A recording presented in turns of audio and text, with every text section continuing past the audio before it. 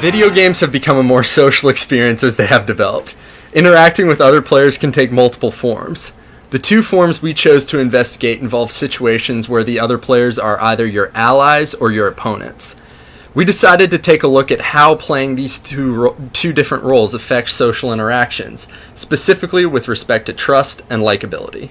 We originally began this study intending to investigate the extent of antagonism and bullying in cooperative and competitive gameplay. However, upon conducting further research and playing games ourselves, we found that playing games together, whether against each other or as teammates, actually fosters a supportive and cooperative environment. Other studies have shown that teaching and learning gameplay actually builds trust between individuals. A popular team-building adventure in schools and businesses is to send employees to a high ropes course where they must work together to solve games and obstacles and trust one another to achieve these goals. We wondered if the same increases in trust could be seen after playing cooperative gaming. In the opposite way, what happens when two people work against each other? We began our little experiment with a couple of free-for-all games of Call of Duty Black Ops 2. To set some context, Martin and myself are well practiced in this game and are very good at it. Wynn and Megan, on the other hand, had a lot of learning to do. We did our best. Here are some of the highlights. That's Oh, they're tied. Yeah, but I'm Next switching to a sniper because I don't want to get a good kill. Oh. Or he just wanted the easy kill. Victory? yeah, Easy sorry. Why does it say victory on my screen? Because Because you weren't the last person that You died. didn't come in last, I think. That's Yeah, why. something like that. You weren't the one who, yeah. Yeah! Or yeah, I guess you just aren't the one that died last. Yeah, that'd be me. I didn't kill anybody. Radar will show you where everyone is. Ah, son of a bitch. I like that. Yeah. Yeah, so it's You a might little more know. like even Sweet. playing field, I guess. Wait, I'm like right smack in the middle of three of you guys. That's not cool. What? Oh, you're a sniper? I'm a terrible sniper. I just think it's really fun.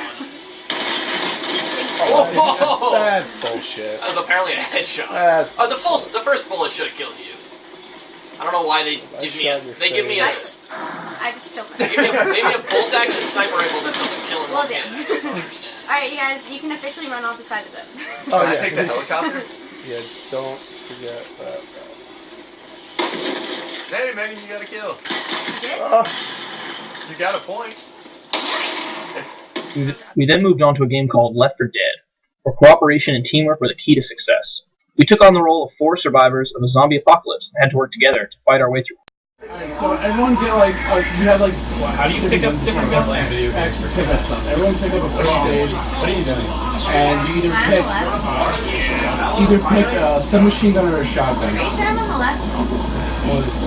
You're to the left. Yeah, I'm on the right. Okay. Okay. Alright, so Y is switch, A is jump, B is reload, X is interact, to like pick up stuff. Left bumper is melee. Left trigger is melee. Right trigger is shoot. I think that's all. What does the R1 do? So there is friendly fire? Yes, there is friendly fire. So we Darn can shoot it. each other? Yeah, that's bad. Don't shoot. Don't. And look down. Don't jump out yet. Look down. To the right. Down to the right. And go try to jump down to his brother's rank by his guy. Try to jump by. Yeah, jump onto the wall. Yeah, jump. Alright, now jump. Good. Okay, now help me out, please. Look down. Look down. Hold X. Hold X. Oh, come on! Shoot me. Shoot where it says, shoot the yellow. Shoot those with the yellows. Shoot where it says, yeah, almost. Shoot where it says guys. Shoot. Alright, well, that was...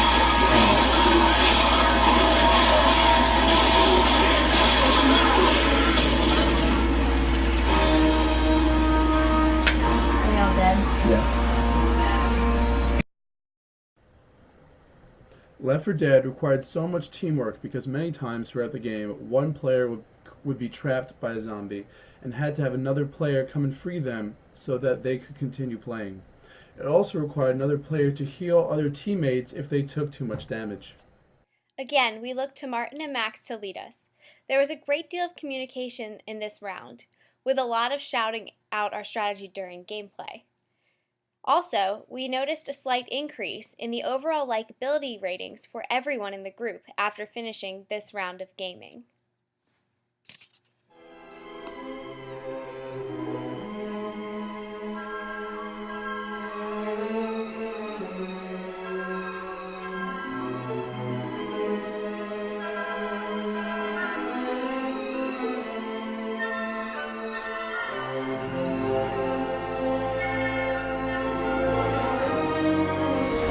The two experiences of playing cooperative and teamwork games were pretty different for one big reason.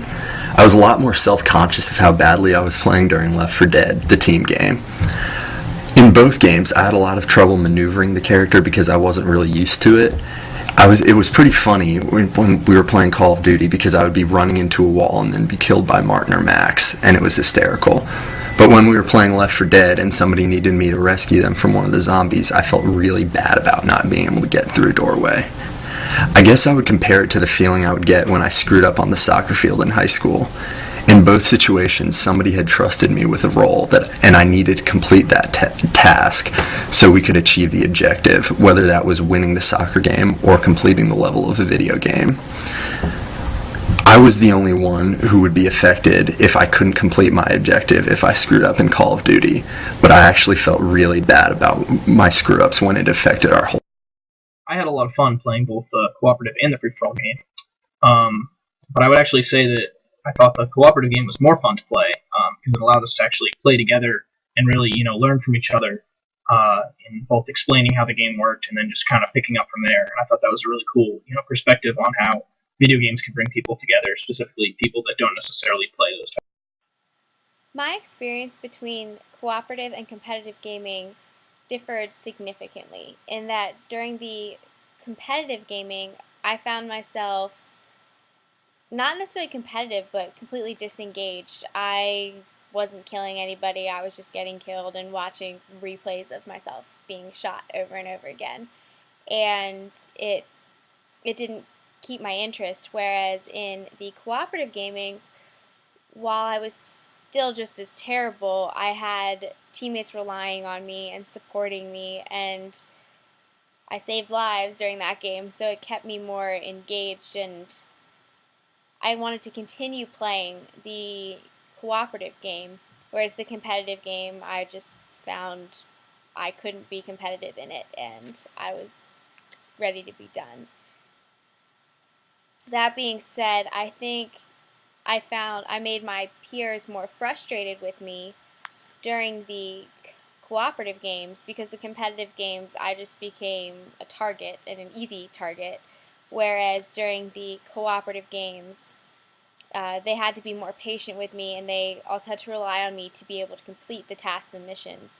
So there's definitely more pressure present in the cooperative games, but I found that the group was able to work really well together, and they definitely showed that they were willing to work with me because they needed to work with me to get the job done, and it was a far more supportive environment. So I would say that in my experience, the cooperative games were more beneficial, trust-building, in the sense that they were more engaging for me, and I was actually willing to learn, and I felt responsible for learning part of the game because my peers were relying on me, whereas in the competitive games, I found it very easy to disengage. While playing Call of Duty against my other group members, instead of feeling antagonistic about my competitors, I found myself more prone to helping out those in the group, especially Megan and Wim, who were less versed in the specifics of first-person shooters in general, and Call of Duty in particular.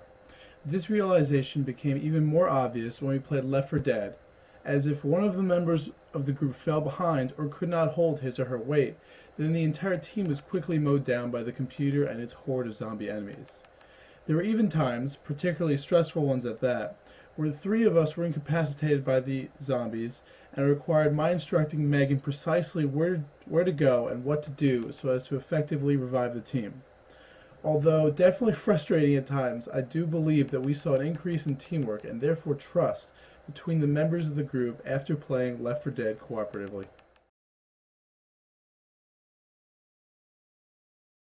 Andrew Schotter of NYU, and Barry Sofer of Rutgers conducted a study similar to ours. They designed games in which one agent had to teach another how to play. They called these games intergenerational. The conclusion of the experiment was that games can create environments which foster trust regardless if people are predisposed to suspicion because of their personal experiences and characteristics. Games can break down those barriers between strangers. We found another experiment conducted by Kevin McCabe, Mary Rigdon, and Vernon Smith, which raises a chicken and egg question. They question whether cooperation is caused by the environment in which subjects are placed or by the characteristics of the players themselves.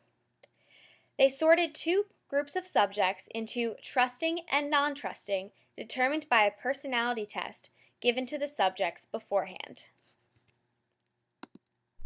McCabe, Rigdon, and Smith paired trusting and non-trusting subjects together and had them interact. When the pair was forced to cooperate to achieve a goal, there was a great deal of trust between the two. When the two just interacted, there was very